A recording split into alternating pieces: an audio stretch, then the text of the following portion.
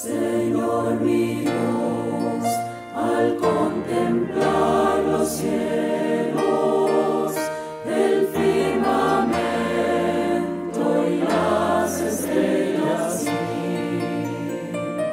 al oír tu voz en los potentes truenos y ver brillar el sol en su cenit. Then sings my soul, my Savior God, to thee. How great thou art, how great thou art. Iglesia Bíblica Koinonía.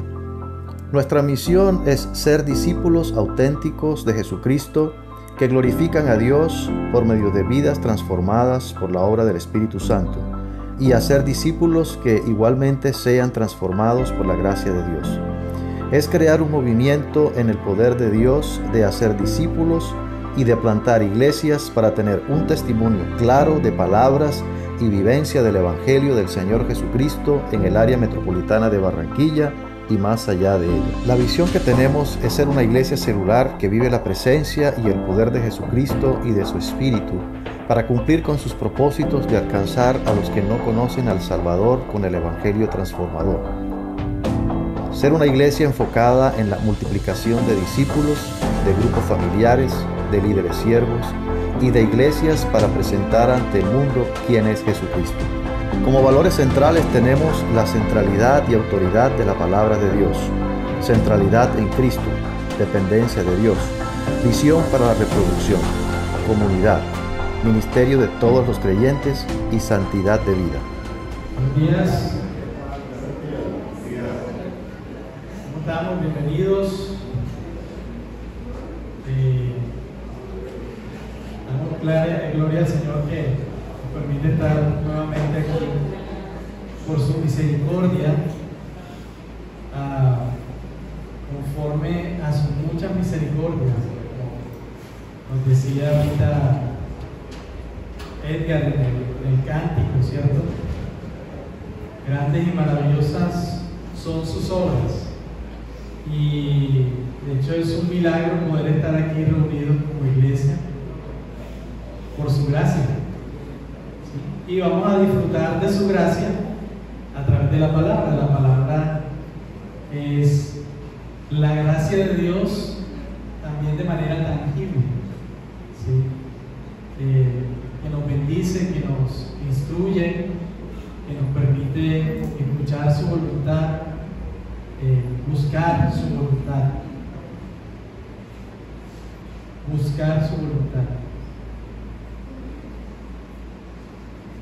Bueno, el título del sermón de hoy es La unidad del Espíritu, vocación de la iglesia. La unidad del Espíritu, vocación de la iglesia. Y vamos a estar viendo esto en el capítulo 4 de la carta a los Efesios. Vamos a ver del versículo 1 al versículo 6, del 1 al 6. Seguimos con la serie que venimos trabajando en Efesios. Les recuerdo el título: La unidad del Espíritu, la vocación de la iglesia. Muy bien, algunos aparte ya hemos venido hablando un poco del contexto, ya conocemos el contexto porque venimos trabajando Efesios, ¿cierto?, en esta serie. Pero hay algo que quería comentarles respecto a esta carta a los Efesios que quizás no habíamos hablado antes, y es el hecho de que está dispuesta de dos maneras. La carta a los Efesios tiene seis capítulos. Los primeros 3 capítulos muestran unos indicativos, ¿sí? Unos indicativos. Y los 3 últimos capítulos de la carta a los Efesios están hechos con imperativos, ¿sí? Es decir, Dios da la provisión a través de los indicativos y después hay unas demandas, hay unos mandamientos que vemos en esta carta. A partir del capítulo 4 empezamos a ver ya imperativos, ya empezamos a ver demandas, mandamientos, ¿sí?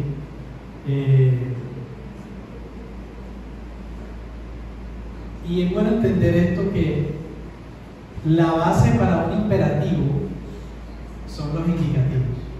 Es decir, en palabras castizas, no hay mandamientos sin una verdad fundamentada.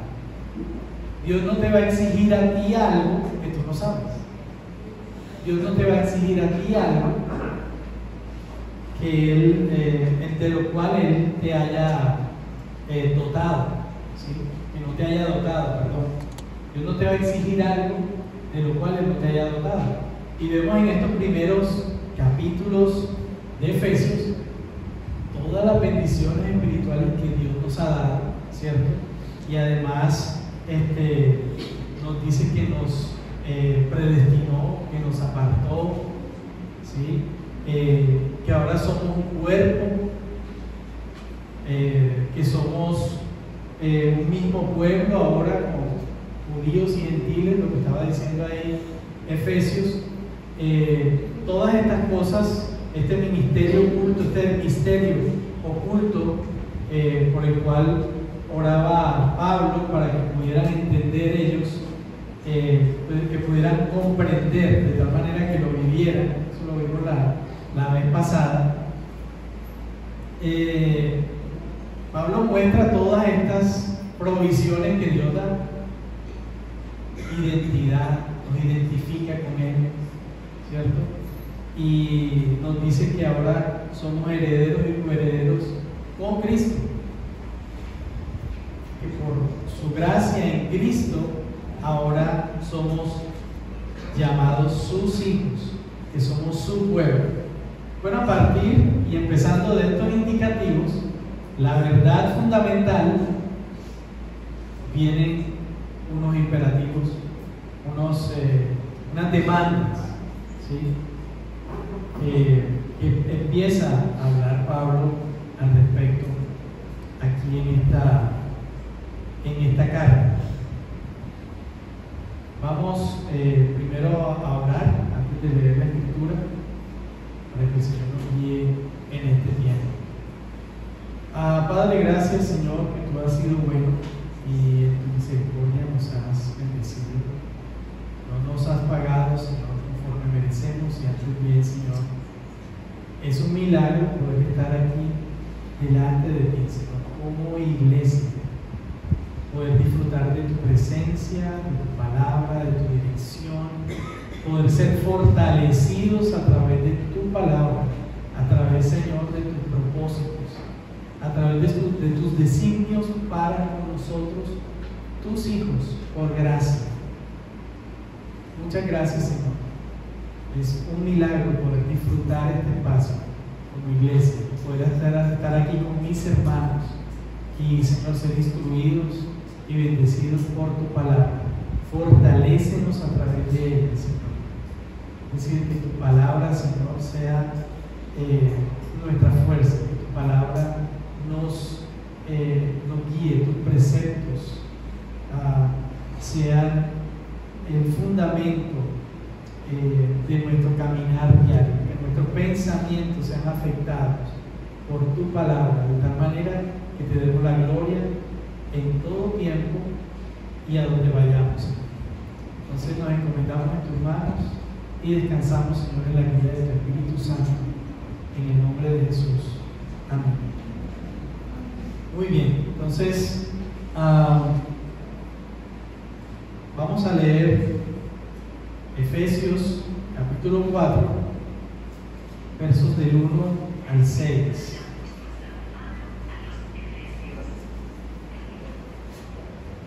Gracias por la introducción. Voy a leer en favor de ustedes. Yo pues, prisionero del Señor, os ruego que viváis de una manera digna de la vocación con que habéis sido llamados, con toda humildad y mansedumbre, con paciencia, soportándoos unos a otros en amor, esforzándoos por preservar la unidad del Espíritu en el vínculo de la paz. Hay un solo cuerpo y un solo Espíritu, así como también vosotros fuisteis llamados en una misma esperanza de vuestra vocación. Un solo Señor, una sola fe, un solo bautismo, un solo Dios y Padre de todos, que está sobre todos, por todos y en todos. Bien, vamos a dejar ahí. Este pasaje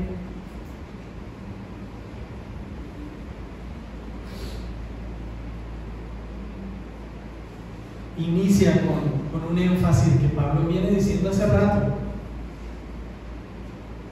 prisionero del Señor. Y bueno, Pablo, ya nos has dicho varias veces que eres prisionero del Señor. Aquí otra vez vuelve y lo dice. Pero hay algo interesante en el hecho de que Pablo humildemente cuente esta circunstancia que está viviendo.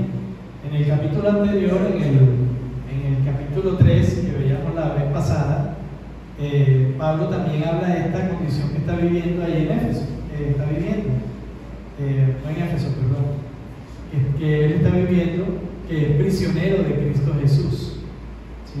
Entonces, está preso sin ningún beneficio, ¿sí? Donde él está, donde se encuentra, no está en una condición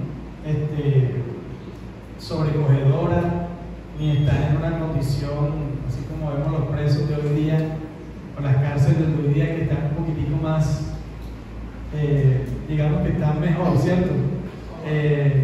Y eso que viven en hacinamiento, pero hay unos que tienen tremendo cuarto, que tienen una mansión prácticamente. Pero Pablo, que es apóstol, que venía también hablando de eso, que era apóstol, él está preso sin ningún beneficio ahí donde está. Y también, es decir, podríamos mirarlo de esta manera, no está en la condición de los llamados apóstoles actuales, que se ufanan de decir que se merecen el cielo y se les infla el pecho declarando y proclamando a Dios como su genio de la lámpara, ¿sí? Y que Dios debe cumplirle todo lo que ellos le piden. No, mis hermanos, la condición de Pablo en esos momentos era precaria. Y además, Pablo estaba apresado injustamente, humanamente hablando, ¿sí? Y digo humanamente porque espiritualmente y en sus fuerzas, escuchen esto, se merecía pasar por lo que estaba pasando y aún más. Entonces ustedes me miran y me dicen: espérate, Carlos, barájamela ahí, más despacio, porque Pablo se merecía estar pasando ahí en esa prisión y pasando esa situación.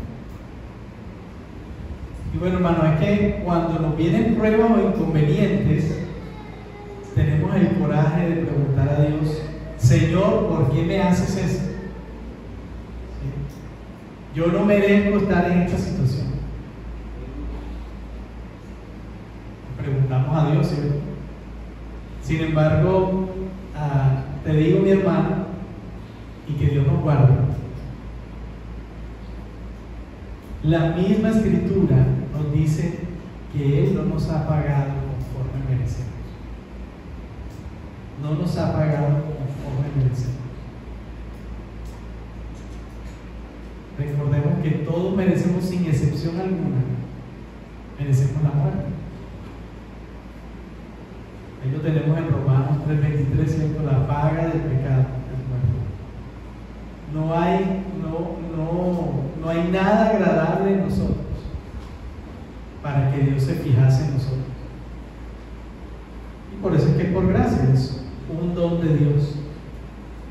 Así que traigo esto, un paréntesis grandecito, que sea por lo que sea que estés pasando, sea el nombre del Señor bendito, ¿cierto?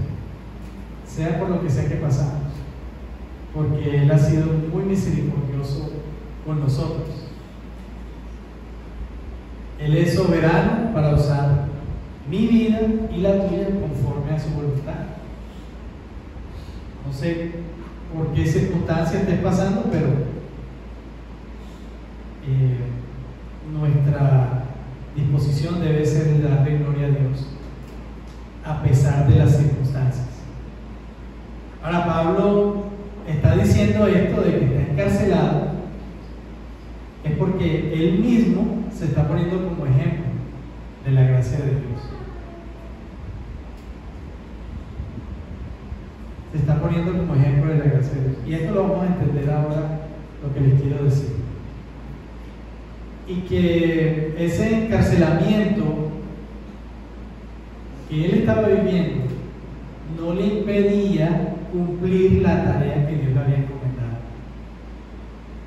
Por eso él les dice a ellos: preso en el Señor. Es para gloria de Dios lo que me está pasando. Es una circunstancia negativa, molesta.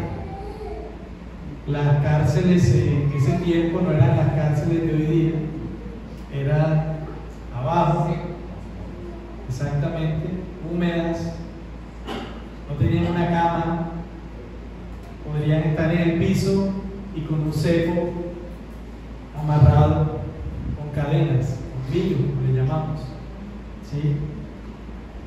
Pero a pesar de eso, él está cumpliendo el propósito por el cual Dios le llamó. Y vamos a ir notando por qué estamos hablando de esto. Pablo, prisionero del Señor, que está pasando por todo lo que está pasando, les dice: os ruego que viváis de una manera digna de la vocación con que habéis sido llamados.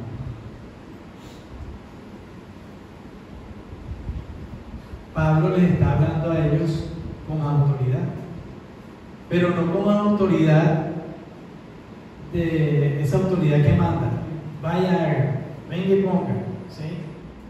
Sino una autoridad de ejemplo de vida. Él estaba cumpliendo esto, dice él. Vivir de una manera digna de su vocación. A pesar de las circunstancias, él no estaba sacando excusas. Él les escribió una carta, y no una carta cualquiera. Vemos que Efesios tiene tiene mucha riqueza doctrinal que nos bendice y nos muestra a Dios, muestra nuestra condición y muestra cuán bendecidos hemos sido por su gracia.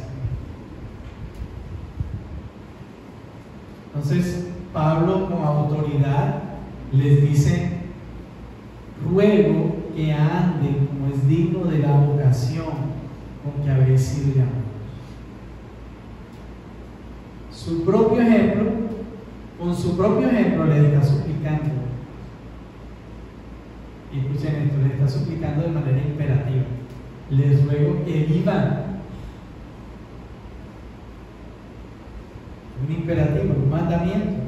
Vivan coherentemente con su identidad ahora dada por Dios. Ya les dije todo esto. Ustedes han sido bendecidos con toda bendición espiritual. Ustedes antes no eran pueblo, pero ahora son pueblo de Dios. Estaban muertos en vuestros delitos y pecados, pero el Señor les dio vida. Estaban apartados, no eran mi pueblo, pero ahora son mi pueblo, ¿sí? Ese misterio que estaba oculto ha sido ahora mostrado en Cristo de que los gentiles también iban a ser usados por Dios. Entonces, Pablo les está diciendo, bueno, todo eso, ahora vívanlo coherentemente. Si ya han creído a Dios, bueno, vívanlo ahora, ¿sí? Entonces aquí podemos ver esta palabrita bastante diciente y muy profunda en su significado, vocación. Y entonces, claro, escuchamos vocación y chévere, o sea, es decir, pensamos en vocación,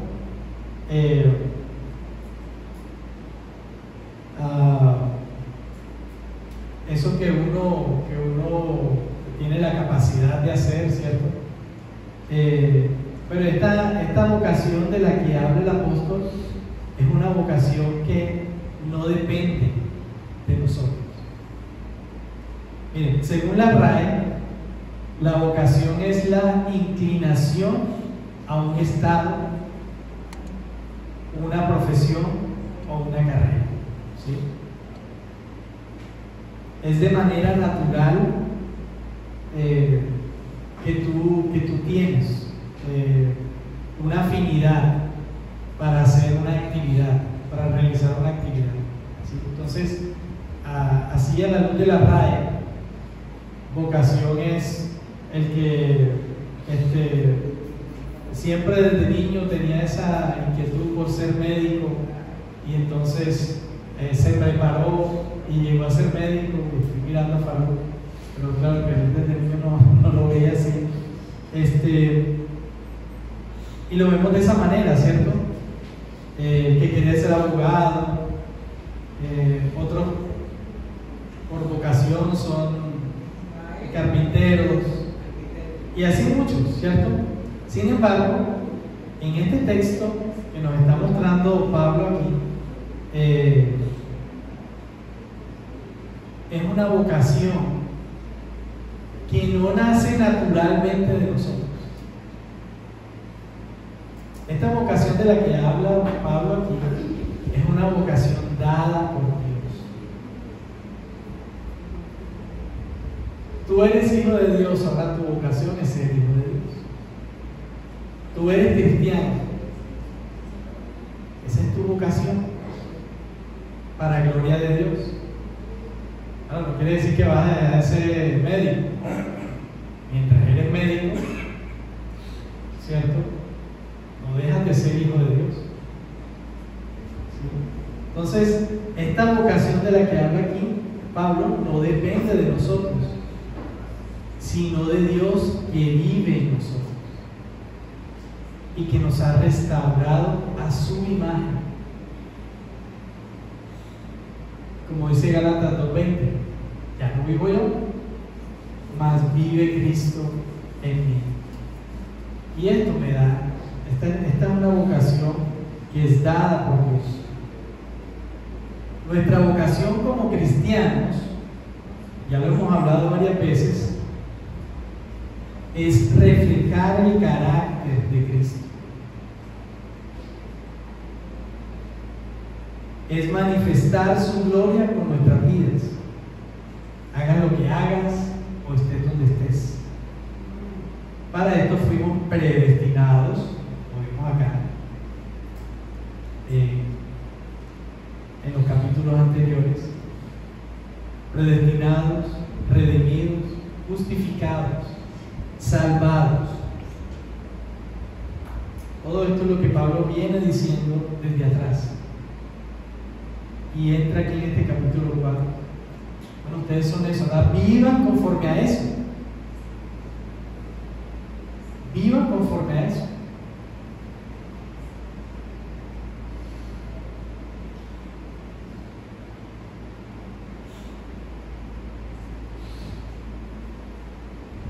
Y dice Pablo que vivan de una manera digna de la vocación. Digna de la vocación con que habéis sido llamados. Ahora, ¿cuál es el carácter de ese andar digno? El carácter de ese andar digno. Vemos en el versículo 2.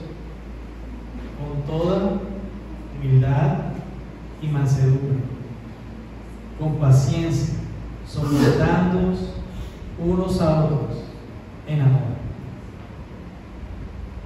Estas características son fruto de lo que hemos comprendido. ¿Se acuerdan que en el capítulo 3, al final de este capítulo,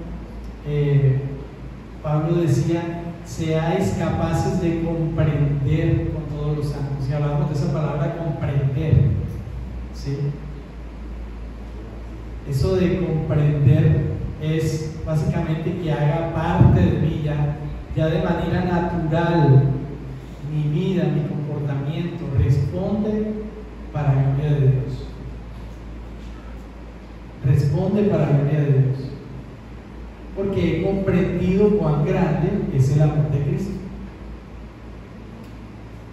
De tal manera que esto hace parte de mí, de lo que ahora soy por gracia, por la obra del Espíritu Santo en nosotros. Entonces, básicamente, este versículo 2 se está describiendo a Cristo, ¿sí? Se nos está describiendo a Cristo y se nos está exhortando. Es una exhortación y es ruego que viváis.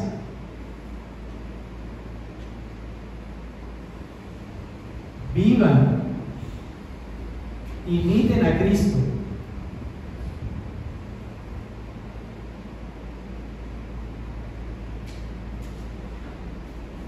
Haya pues en ustedes el sentir que hubo en Cristo, quien se entregó y se humilló a sí mismo.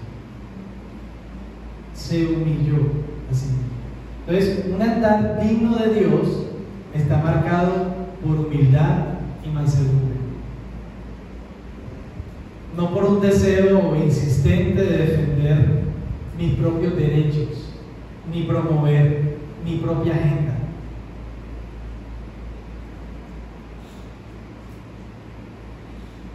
El que es humilde reconoce sus limitaciones y actúa de acuerdo con ese entendimiento, de tal manera que se somete a Dios. Y vamos a estar viendo aquí en este texto que está apuntando hacia la unidad de la iglesia. ¿Sí? Y ahorita vamos a ver un poco de eso. Entonces, la humildad es la virtud de conocer tus limitaciones y de actuar de acuerdo con ese entendimiento. La humildad es contraria a la soberbia, a la arrogancia, y hace que la persona se valora más que los que están a su alrededor. En cambio, la humildad considera a los demás como superiores a él mismo, como dice Filipenses, ¿cierto? Nada hagáis por contienda o por vanagloria, antes bien con humildad, estimando cada uno a los demás como superiores a él mismo. Cuando tú tienes una actitud humilde con tu hermano, estás dando gloria a Dios y estás amando al Señor.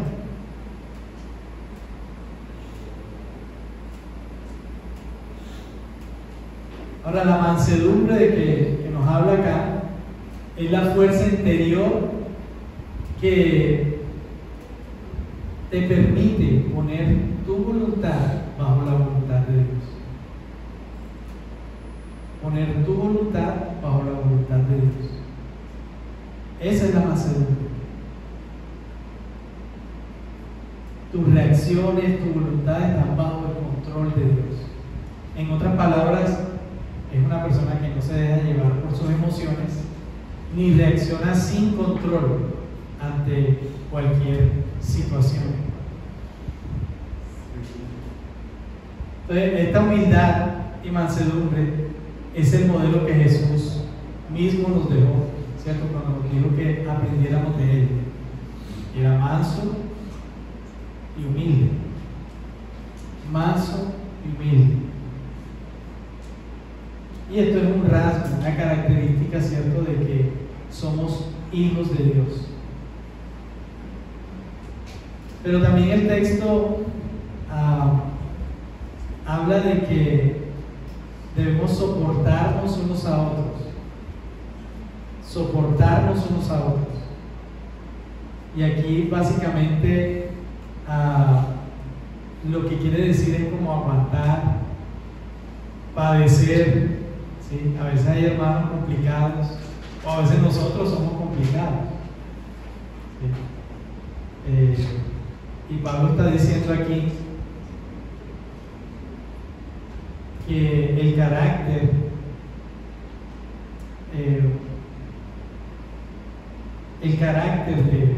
de un hijo de Dios, de un cristiano, de aquel que tiene la vocación de Dios,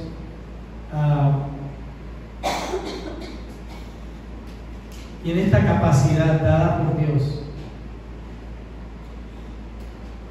de ser paciente, de ser tolerante, sufrir y tolerar las adversidades con fortaleza, confiando en la palabra de Dios.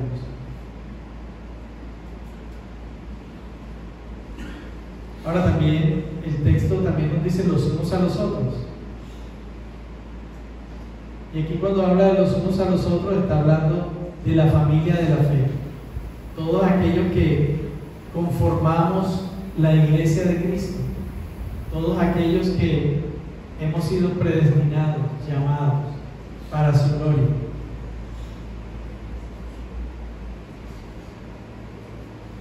En amor, dice el texto también. En amor, soportándonos unos a otros en amor. Y creo que la vez pasada les comenté acerca de esta palabra amor, también tiene una implicación de compromiso. Compromiso. Y en este caso es un compromiso con Dios y un compromiso con nuestros hermanos. Compromiso con Dios y compromiso con nuestros hermanos. Y dice aquí en el verso 3: esforzándoos por perseverar, por preservar la unidad del Espíritu en el vínculo de la paz. Otra versión dice solícitos, es decir, procuren, esfuércense en guardar, es decir, en mantener este vínculo, este lazo, este vínculo de la paz. Entonces la unidad de la que está hablando Pablo aquí es, en este versículo, es una unidad que Cristo ya ganó en la cruz. No es algo que nosotros nos pusimos de acuerdo para estar unidos como cristianos, ¿cierto? Sino que hace parte de nuestra vocación, es algo que Dios ha dispuesto en nuestro corazón, y como un imán nos atraemos, ¿sí? Porque más adelante va a decir en el Espíritu, esta unidad que habla aquí Pablo está diciendo que ya todos fuimos aceptados en el amado, como vimos en el capítulo 1, y fuimos ya todos sellados por el Espíritu de Dios. Por lo tanto, el estar solícitos o el esforzarnos, siendo diligentes en conseguir esa unidad que ya nos ha sido dada, o sea, es algo que nosotros no tenemos que hacer en nuestras fuerzas, pero sí debemos procurar, ¿sí? Procurar, poner de nuestra parte, básicamente lo que está diciendo Pablo aquí. Pongan de su parte, ya Dios lo hizo por ustedes, sean uno, Ustedes le pertenecen a Dios y es un mismo espíritu quien les está guiando. Ahora, este vínculo de la paz, básicamente es un pegamento, a lo que se quiere referir ahí Pablo. Este vínculo implica de que en Cristo nosotros hemos sido nuevamente unidos al Padre. Antes estábamos separados de Dios y en Cristo ahora hemos sido unidos al Padre. Este vínculo de la paz básicamente es Cristo. Del que está hablando aquí es Cristo, porque Él fue el que hizo la paz entre Dios y los hombres. En Cristo fuimos reconciliados con el Padre y fuimos reconciliados también entre judíos y gentiles. Entonces, el vínculo de la paz que habla aquí es Cristo mismo. Cristo es la razón de nuestra unión. Por eso, perseverar en estar unidos implica que Cristo ya lo hizo, que Cristo es la razón por la cual nosotros tenemos un mismo norte, vamos hacia una misma dirección, ¿sí?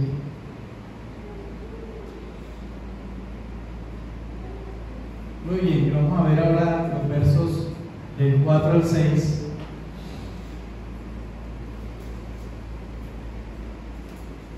Tenemos un mismo norte, una misma dirección, porque todos hemos sido reconciliados con Dios, que es uno.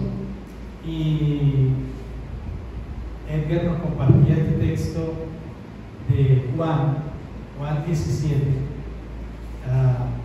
que es bien interesante por la forma en que Cristo está orando aquí, que Jesús está orando aquí. Está pidiendo al Padre que seamos uno,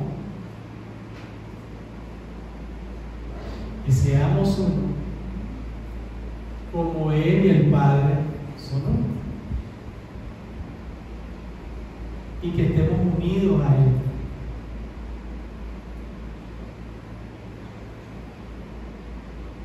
Y fíjense cómo esto va ligado a nuestra vocación.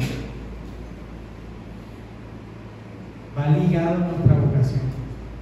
Una iglesia dividida es una iglesia donde es probable que el Espíritu de Dios no esté afectando en ese lugar. Podemos estar contristando el Espíritu de Dios con actitudes divisorias.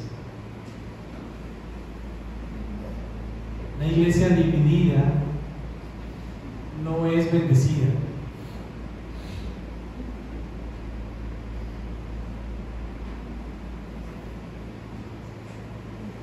¿Por qué? Porque no está reflejando el carácter de Cristo, no está reflejando el carácter de Dios. Dios es uno. Y en el verso 21 del capítulo 17 de Juan, dice: para que todos sean uno, como tú, oh Padre, estás en mí y yo en ti, que también ellos estén en nosotros, para que el mundo crea que tú me enviaste. Una forma en la cual nosotros predicamos a Cristo como iglesia es estando unidos.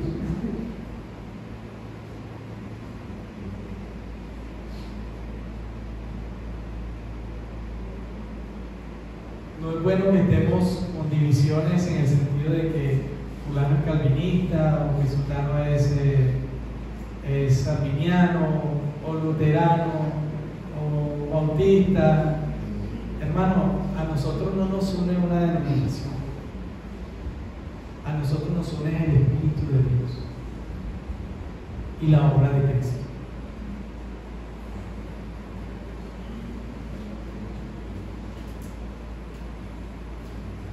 Esa es nuestra identidad.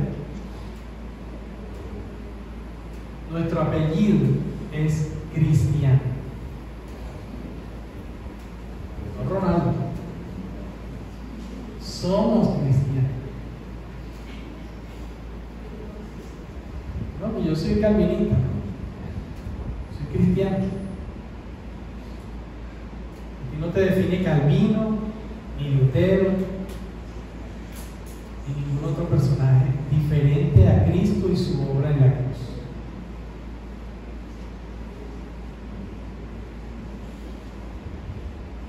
Entonces, sí, podemos tener debates, ¿cierto? Ideas, tratar pensamientos, pero deben llevarnos a un mismo fin. Y Cristo debe ser el centro de nuestra predicación, debe ser el centro de nuestra identidad, de nuestro ser. Somos uno en Cristo.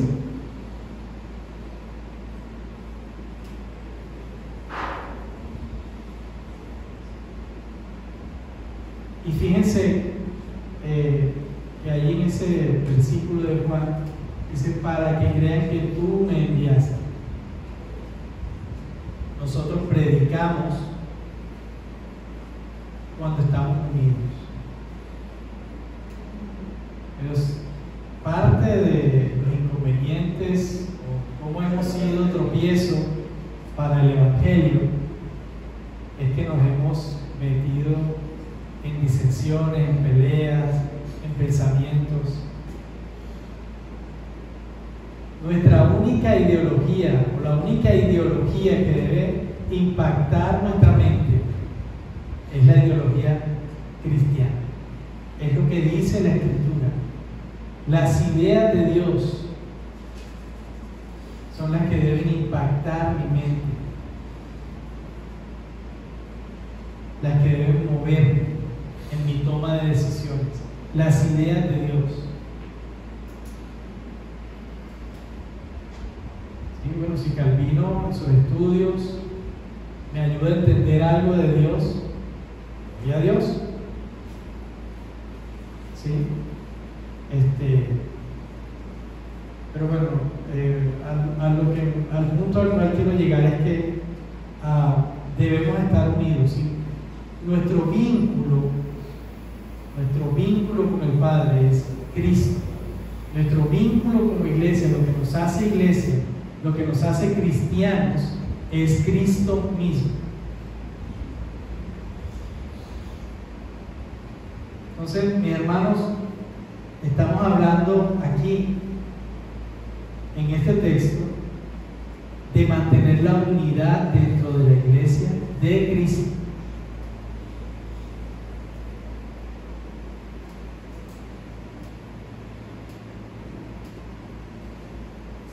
Que básicamente es la iglesia, es la manifestación de Dios, es la manifestación terrenal de la nueva familia creada por Dios.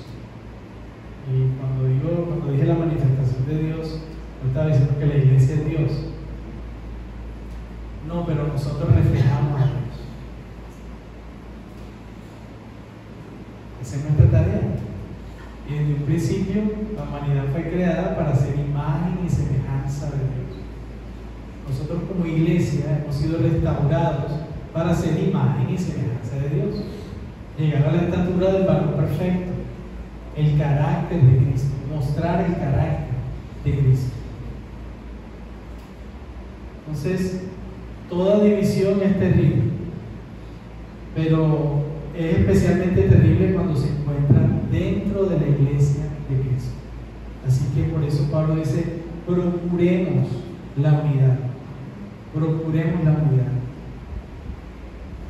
Porque nuestra unidad es obra del Espíritu Santo, mediada por Cristo y arraigada por Dios. Dios que es uno. ¿Sí?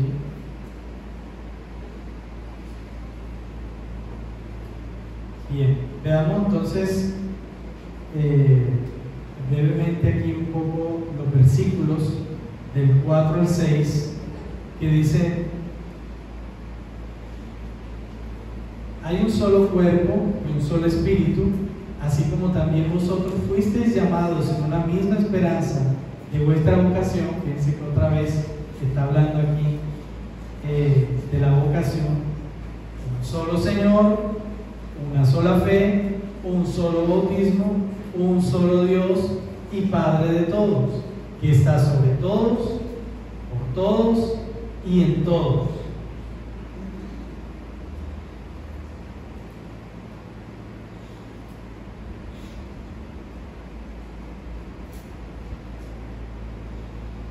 Entonces es triste cuando hay un conflicto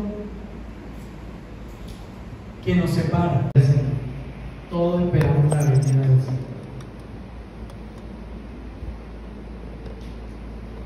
Entonces cuando Pablo dice que hay un solo Dios y Padre de todos, también más adelante,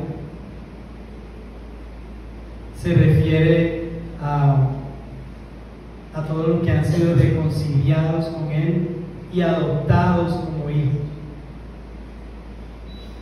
Y aquí en el contexto de Efesios, pues lo deja claro, ¿cierto? Desde un principio, cuando lo vemos en el capítulo 1 y en el capítulo 2. Todos los que están unidos a Cristo por la fe tienen algo en común. Tenemos a Dios como Padre. Y Dios, nuestro Padre, está sobre todos, por todos y en todos. Es con este Dios, el único Dios verdadero, que es simple e que no se puede dividir, con quien hemos sido reconciliados. Entonces, en este caso, como cristianos, no debe existir esas situaciones de divisiones, ni tampoco debe existir esas situaciones donde yo creo que alguna vez les conté, cerca de una casa, por el barrio donde vivía, habían dos iglesias y la iglesia quedaba en este lado y al lado quedaba la otra, y se peleaban por cogerse la gente, ¿sí? Y lo traigo porque es una historia de la vida real, no es un chiste ni nada, pero fíjense cómo esa situación le hizo daño al barrio completo por la forma en que estaban actuando. Y uno se pregunta, pero ¿era el mismo espíritu? ¿Era el mismo Dios por el que están ellos trabajando, poniéndose de acuerdo? Entonces simplemente traje ese ejemplo para decir, nosotros no tenemos que estar peleándonos o compitiendo con otras iglesias.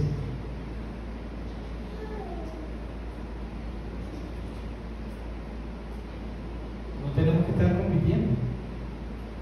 Es del Señor y Él es quien añade a los que han de ser salvos. Entonces, en ese sentido tampoco es bueno estarnos comparando con otros. Eso trae también malestar, trae división.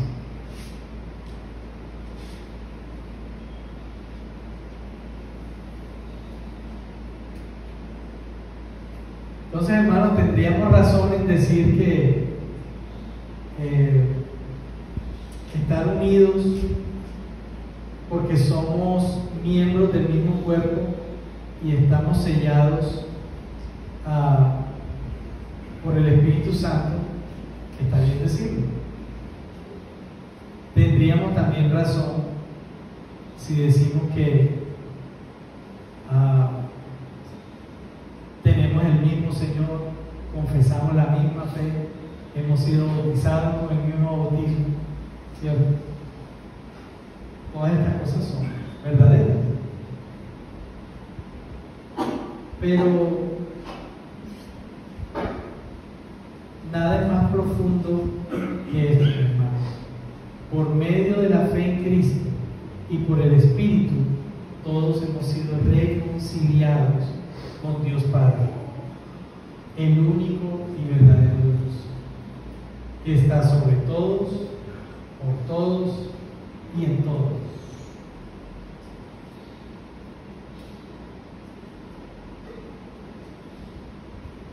Eso nos hace uno. Nos hace uno.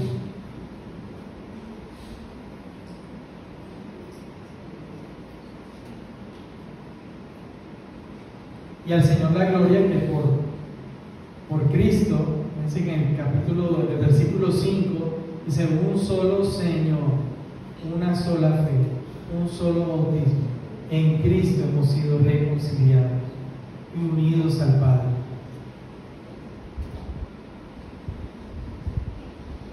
Y esto debe unirnos aún más. Unirnos aún más. Muy bien, como conclusión, la unidad de la Iglesia refleja la obra de Cristo. Las divisiones dentro de la Iglesia son contrarias al Evangelio.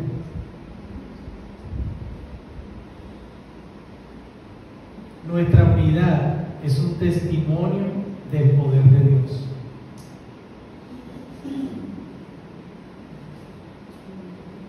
Entonces el llamado, mis hermanos, es a vivir en armonía y en amor, reflejando la gloria de Dios, estando unidos, viviendo, como dice Pablo, viváis de una manera digna de vuestra vocación. Dios ya te dotó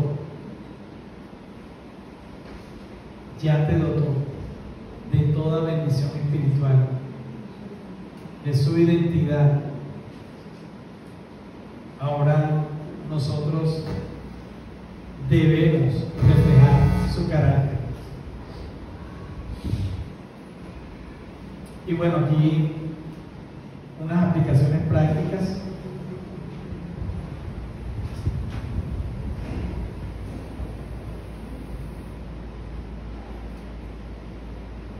Y una pregunta: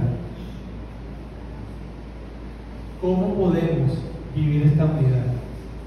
¿Cómo podemos vivir esta unidad?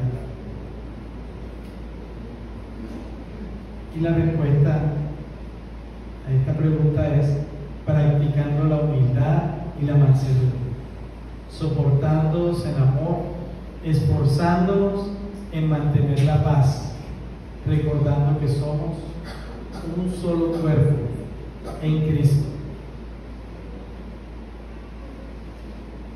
imitando a Cristo.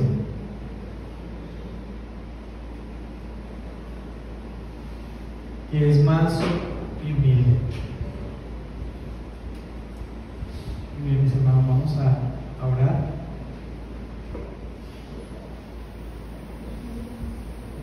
Padre, gracias, Señor, por tu fidelidad, por esta mañana que nos permites, oh Dios, escudriñar tu palabra y ser afectados por ella. Ayúdanos, Señor, a estar unidos en un mismo sentido. Como tu palabra nos anima, Señor, para reflejar, para llevar tu carácter donde vayamos, siendo humildes y mansos, como tú lo has sido, Señor. No creyéndonos más que otros, no creyendo que merecemos más que otros, sino con una actitud humilde. Y también demanda de nosotros a ser mansos, es decir, a estar sometidos a tu voluntad y a no querer hacer la nuestra propia por encima de la tuya.